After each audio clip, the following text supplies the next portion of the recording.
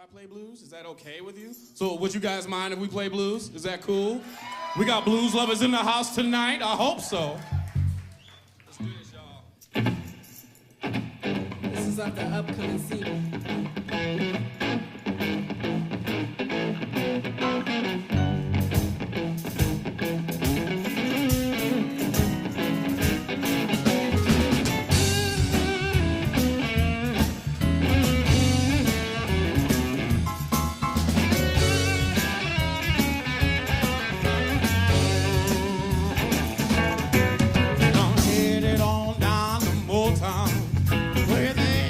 Play the rhythm and blues. I wanna get my guitar, reach for the stars, might sing a song or two. Hey, would you mind now, baby, if I play the blues? Would you mind, would you mind, would you mind? Oh man, let's see. First time I became interested in blues music, I would say it was my uncle Jamerson. Actually, he came over to my house. I think he had a red T-top Camaro, and he was bumping The Thrill Is Gone. He had like a set of 15s in his car too. So I was like, oh, what is that? I didn't know what it was at the time. So he was like, yeah, this is B.B. King, because he used to listen to rap and stuff like that. But so it was kind of weird to hear him, playing B.B. King in his car. So from that point, I started playing the guitar. I mean, I'm classically trained in trumpet already, so yeah, I just like the sound of it and like the feel of it. So I was like, let me get into this thing and call blues.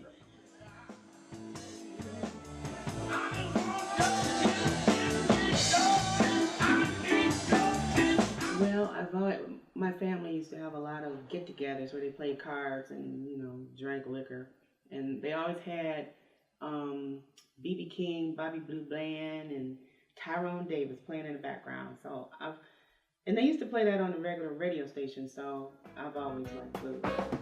Girl, let's go.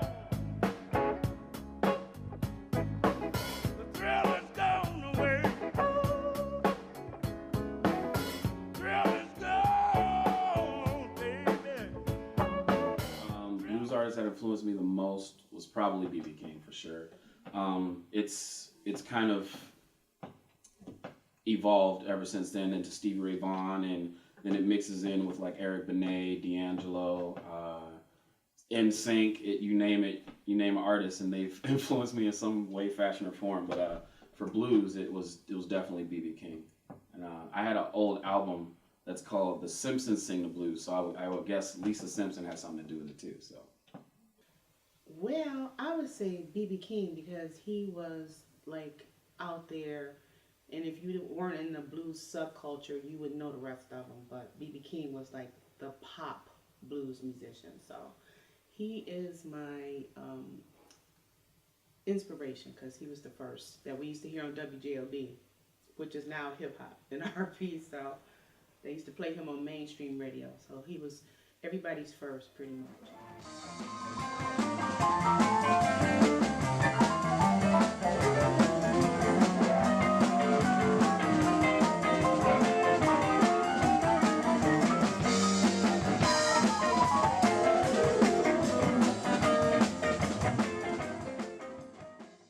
The Chris Canas Band get started. This venture, I started off jamming in Ypsilanti, Michigan at the Tap Room, and I started off jamming on Tuesdays, and then I would get up there and jam out and play some Johnny Lang or whatever I was playing at the time, and I hate to say this, but sometimes they would turn my stuff off. I don't know why, but it just happened. That happens at jams.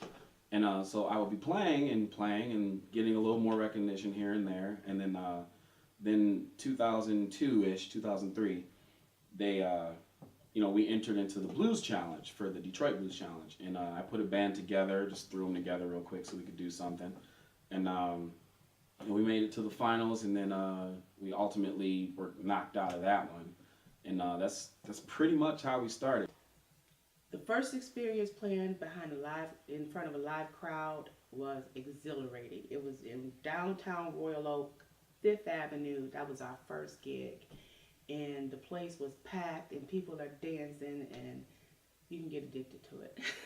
You can get addicted to that. It's like a party. It's like having a good time all the time. How's it been performing with my mother? That's a good question. When we first started off, people were all like, "You need to get rid of her," and told me all this other garbage. So, of course, I didn't listen because, you know, she's always got my back. But I enjoy it. Performing with my son most of the time is fun. Most of the time. I mean, you have all these personalities. You know, we're not always in a good mood. Sometimes you're cranky, and sometimes, you know, to have your son as your boss going, "Why are you singing that like that? And don't play that like that." You know, that can get like, you know, but for the most part, it's fun. My head's underwater, but I'm breathing fine. You're crazy. How's it having my children involved in my music? It's amazing. I mean, they used to, when they were little, and I was writing Crank That Blues and Drive. It goes like this. It's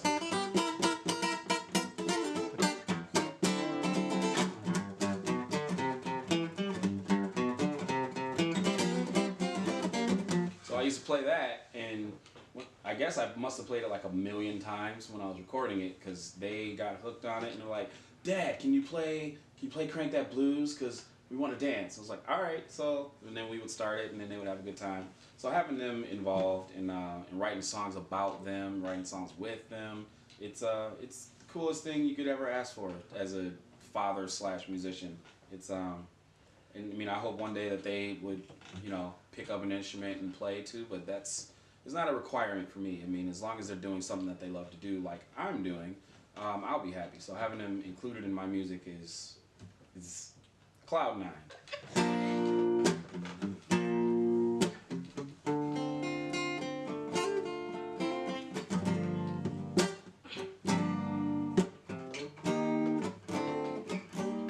Find myself dreaming.